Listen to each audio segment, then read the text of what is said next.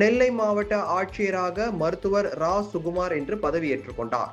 நெல்லை மாவட்டத்தில் ஆட்சியராக பணியாற்றி வந்த கார்த்திகேயன் எல்காட் நிர்வாக இயக்குநராக மாற்றம் செய்யப்பட்டார். இதையடுத்து நெல்லை மாவட்ட ஆட்சியராக மருத்துவர் ரா சுகுமார் நியமிக்கப்பட்டார். இதைத் தொடர்ந்து இன்று மாவட்டத்தில் 224வது ஆட்சியராக முறைப்படி பொறுப்பேற்றுக் கொண்டார். பின்னர் செய்தியாளர்களுக்கு பேட்டியளித்த அவர், மக்களிடம் பெறப்படும் மனுக்களுக்கு உடனடியாக உரிய நடவடிக்கை எடுக்கப்படும் என்றார்.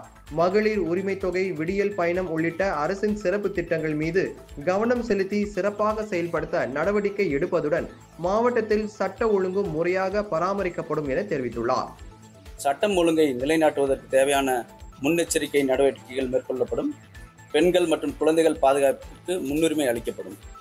மாவட்ட நிர்வாகம், காவல்துறை உள்ளிட்ட அனைத்து துறைகளும் ஒருங்கிணைந்து செயல்பட நடவடிக்கை எடுக்கப்படும். ஒவ்வொரு துறைகளின் மூலம் செயல்படுத்தப்படும் திட்டங்களை ஆய்வு செய்யப்படும்.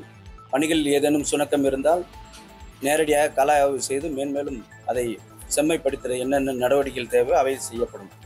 இந்த அனைத்து மக்கள் நலத்திட்டங்களும் கடைக்கோடி மக்களுக்கும் சென்றடைய வேண்டும் என்ற இந்த மகத்தான பணியில்